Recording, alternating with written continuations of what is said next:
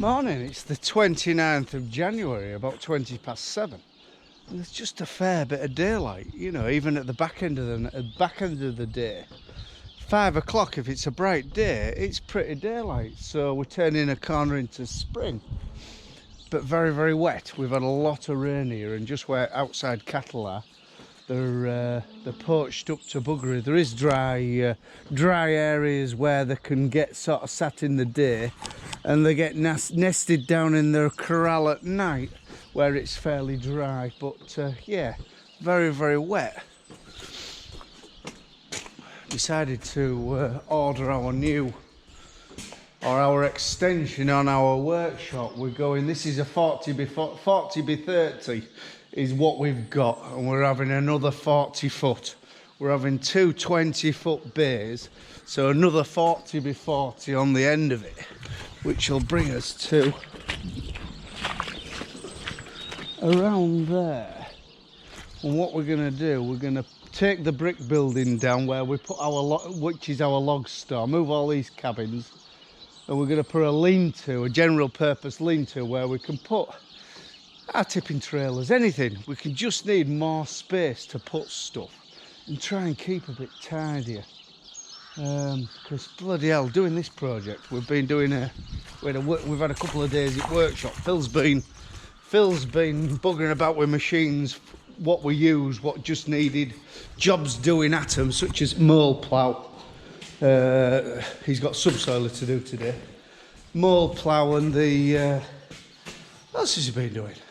Oh, KRM needed a few bearings, but that's the foot and the bar what's left on our mole plough, and that must be, I don't know, half the size, and that's one away. It's still going in, but it just needs replacing.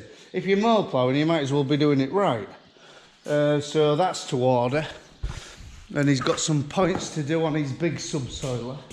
And I've been doing this. It's an odd railway wagon. What my dad bought. Oh, I'd say the wagons would date back to the 40s, 50s. They were ex-railway trailers out of Hull. And this, I mean, look, I've put the drawbar on all the cross members in, or most of the cross members, but the main frame of it was a little step frame trailer. You know, this is the step frame, and there'd be the Arctic bogie under here. And it was a wagon called a Scammell Scurrier, which was three-wheeler. It had three wheels, you know, little single wheel up front. Yeah, Scammell Scurrier tractor unit on front. And I think they were rated to about 4 ton. But yeah, the chassis actually. The chassis, to say it's been knocking about since the 40s or the 50s, is very, very good. I mean, it's always had a good top on it though. So, well, it'll have been exposed to bloody the elements, hell of a lot. And yeah, it's still good, but what I'm putting in, this is our power of metal. I'm putting more cross members in, and it's just to carry our Apico and drill combi. So maximum weight it'll have on is that drill combi, which will weigh, oh God, 2.5 ton. Be a bit numb though, with wheels at back, but all these type of low loaders are. And it's hydraulic. This is hydraulically pivoted on this ram. So it goes up and sits on deck. So it'll sit that much off floor, if you know what I mean. So you can back up, drop your thing on, yoke on front, and away you go. But it's just made of crap, to be honest. All the metal what we've put on extra, apart from this, the drawbar, has just been made of junk what we've had in metals. You know, and a lot of people just scrap that junk, don't they? And we do some of it and then decide, but bloody hell, I wish we'd kept that. But yeah, so I want to get that finished and get some bloody paint in the underneath. But we're just going to paint the tops and just make it a bit more respectable or presentable. And there's a tyre to put on back, there's hydraulic pipes to put down there, which ain't a problem. We're going to do them. And hopefully by tea time it'll be up and running. A lovely crisp frosty morning. Just waiting for the lads to turn up. I'm doing a mix. Phil's offloading barley. Fella's coming for some barley. Ollie's got some straw to put in pigs. And all sorts of jobs. We've got quite a bit done to our little low loader over the past couple of days. And it's a low loader to carry our Pico Veridisc and our 4-metre combi drill. But it's an odd step frame drill like I showed you. But we came across a problem yesterday. We piped it up and the ram catches here. The base of the ram catches here. It started to flare that up. So I'll just have to move that eye into a different position so the bottom of the ram doesn't foul. But bloody hell, it doesn't flex at all. I know we ain't had no weight on, but we've put a lot of cross members in, and more than we maybe ought to have done really. We thought while we're on, we'll sort of do a good job rather than half a job. So it's quite capable of carrying probably 5 ton now. There's another tyre to put on. We don't know whether we're doing brakes. There's some lights to go on it, and a bit of paint, and it should be a good thing. Yeah, because it's no good travelling down the road with 4-metre equipment. I mean, we've all done it, and we all do it, and we all risk it. But the thing is, nowadays, if anything happens, you've had a bloody high jump, aren't you? I think these cattle are ready for him, to be honest.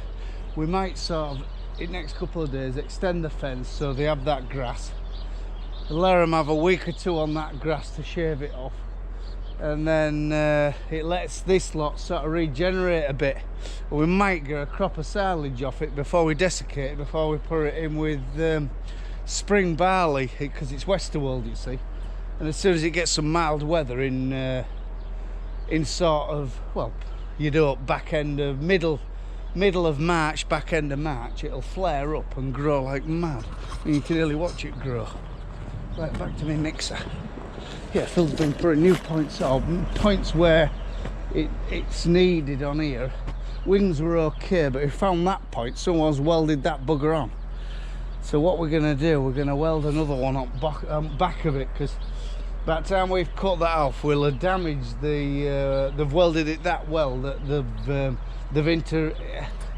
sort of, the weld is interrupted where the bolts go in, so it'd be knackered anyway. So it'd be a new leg job, or engineer one with a block with threads in, which I just said to him, for bit we use this,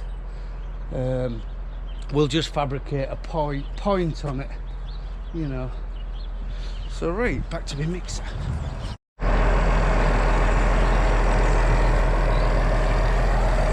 This old girl's getting a total rebuild. Our leg, the foot was half as big as it should be, and so is the bullet what we drag behind. It's a mole plough, and what this is designed to, it puts a tube, it feeds the drains with like a tube in your soil where water gets into and feeds the drains. Extra draining. We think it lasts on clay about 3 or 4 years before they collapse and they're useless, but we did a lot of land this back end and it's paid dividends. I mean, the drip, as soon as the water hits it, it disappears very, very quick, and the drains and the dikes are running more water than usual. But when we took the leg off, in fact, the last few acres we did, the front share must have fallen off and we hadn't noticed, and we've worn the leg quite bad. So what I'm going to do, I'm going to get some hard facing rods and crisscross that leg, because I don't want to be replacing it. But we made this about 6 or 8 years ago, and we've done acres with it, and it makes a fantastic job, it really does. I mean, that part's an A-frame off a KRM headstock. This main beam is off a Stanley beat drill. The disc, well, the disc is off a Dowswell plough. That assembly is off a Ferraboli power. And yeah, we just cobbled it together in workshop, and I think, I can't remember what they came off, but originally, but they were on a cultivator we made what wasn't a success, so we scrapped it. Well, we haven't scrapped it, it's in next, but it's destined to be pulled to bits. But yeah, I think I mean, we put it behind the big tractor, our 8040 or whatever it is, New Holland 300 horsepower. She just pairs away. We do a mole every 4 metres, and she pairs away using 20 litres an hour. So it isn't a real costly operation. And I think once every 3-4 years on your heavy, well-drained soils, I think it's a must. I really do.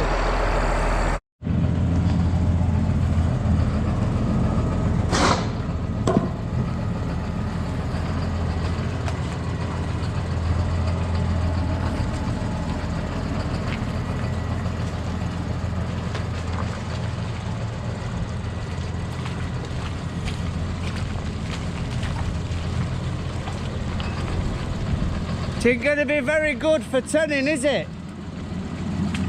You know, if we've got dual wheels on, you'd be catching there. Yeah.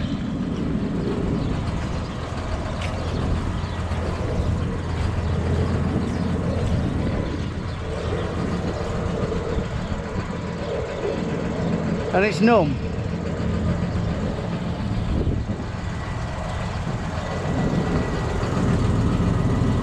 Do you always a Pico with dual wheels? Yeah. We've made this trailer. It's a trailer of perfect. Well, it's a low loader for our Pico. Out of an odd chassis and, well, bits and pieces. And it's very numb. But with the wheels, with a single axle as far back as that, it's going to be numb, innit?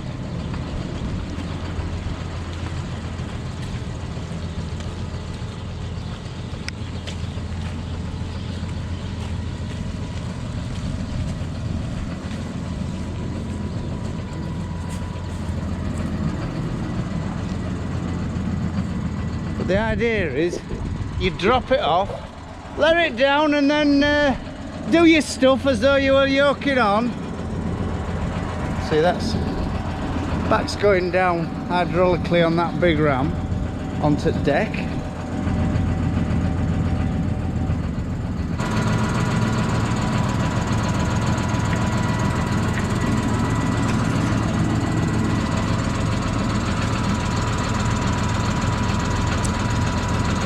That'll do it.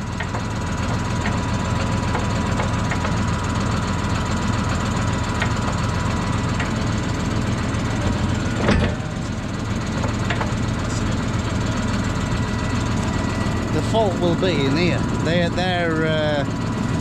threaded in bottom, and they'll just want taking out and lifting up a couple of threads. Yeah, that's the idea. You see, front's down. Slightly higher at the back.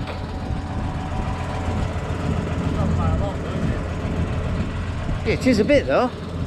Yeah, the idea was to back your Pico or our drill combi on here, sit it on so we don't have to risk going down road 4 metre wide, but there is a little bit of tinkering at the back. There's lights to go on it. Whether we do the brakes, we don't know, but there's lights. We need a longer hydraulic pipe so we can hide that underneath. A little bit of a pole on here to want lights and hydraulics when we aren't using it, and then a lick of paint, a little bit of maybe some wood across here and a box here for some straps, and then it'll look the part.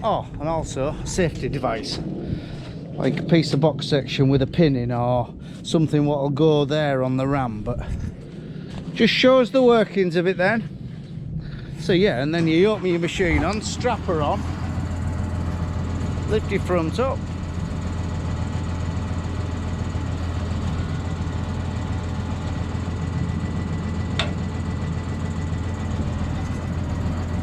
lift your back up, put your safety whatever in gear, excuse me, and away you go. But it's very, very numb.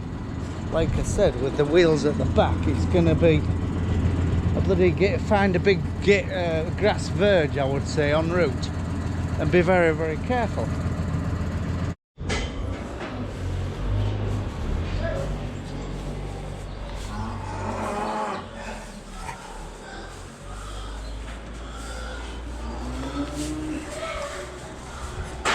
She's looking very, very close.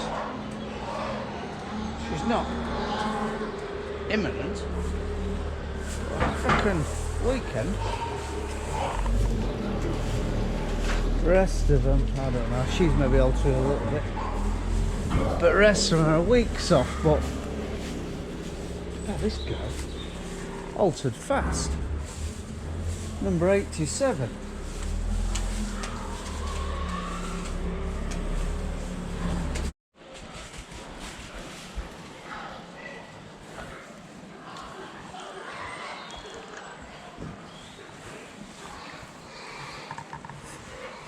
Bit of a lull now. We've about cleared the fat ones out. They're getting there, like, but they just want another 2 or 3 weeks to fill up before we have another draw. But job's on fire. Everybody's just saying the beef job is absolutely on fire at the minute. I suppose that bluey's getting there, isn't it? Yeah, we've just let them eat out and we've just done a fresh batch of food and give them it for tea.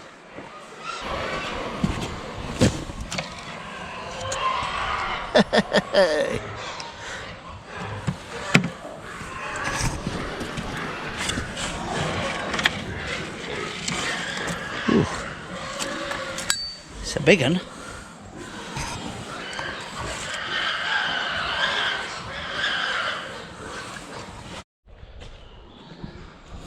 This lady here who we weaned on Tuesday, was it? Monday or Tuesday?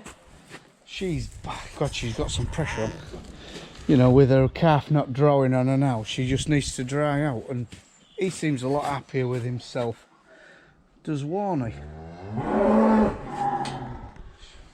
She's doing a lot of bailing. She really is. We're having a yard clearance, or a nettle clearance to be fair. We keep pulling stuff out at nettles and either putting it on here or sending it to sending it to a sale or two, or advertising it wherever. And this is a Franz guard, one of the big 390 Tedders, twin wheel job, but someone's robbed the PTO and the wheels off it. And to be fair, apart from that, the thing's very, very good. It spares repairs. If anybody wants, he's got one what they've got issues with, you know, but it needs wheels and a PTO. A few £100, I don't know, £300 would take it away. Christ, it's very good, but yeah, £300 if anybody wants it. God, it's well gone 5 o'clock. It's about 25 past 5:30. And it's still fairly daylight. I know it's been a real bright day and there's not a cloud in the sky. But yeah, we're definitely turning a corner. Roger's lot are here lifting carrots. So there won't be a lot probably left of them tomorrow at this time. So right, on that note, from a Rufford farm in East Yorkshire, this has turned into one of them projects what I wish I hadn't started. Now I have to make some safety device so if ram busts it doesn't all end up on deck. And put lights on it, put some kind of mud guards on it. You know, like, well, I probably won't bother with mud guards at the minute, but lights definitely, it's essential, and that safety thing. So that's nearly all tomorrow taken up. But I've been told to gather some mugs up because there's mugs all over. Do you lot sort of bring a mug out and then just abandon it somewhere, and occasionally you just have to go around. Sometimes I'll take a dozen or 15 in. So, right, bye for now.